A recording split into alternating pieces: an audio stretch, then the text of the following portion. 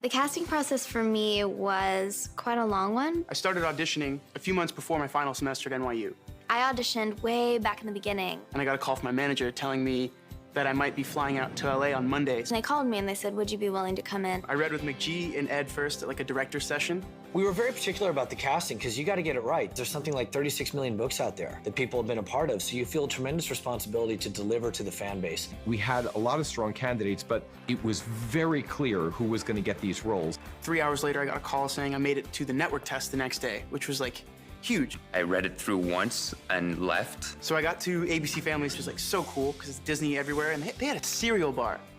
Like a bar of just like different types of cereals that people were just coming down the whole time to eat, and it was great. And I met with a bunch of the potential Clarys, and there was another potential Jace there too. You walk into a room, a bunch of guys kind of look like you. That was like the real waiting game, because instead of 6 Simons, it was 3. And I met McGee, and I read with them like once, and I was like, oh, well, I guess I'm not going to the next stage of testing. You go in and read it once, that tends to be like, that's not a good read. I didn't hear anything about it. There was no announcements about the Clary, which I assumed was going to be announced first. They announced on Twitter. They said, hey, in 2 hours, we're going to announce Clary, and I hadn't heard anything yet. Nothing happened, and I was freaking out. My agent calls. This is the yes or no call. 10 minutes before the time that they were announcing, I get a call. Well, you got the part. And I'm like, oh. I started crying, because I was like, what? That's not, no. Are you sure? And oh, by the way, I head down to the ABC Family office to go do social media stuff. Because they're gonna release it in like 10 minutes. Do you have a Twitter?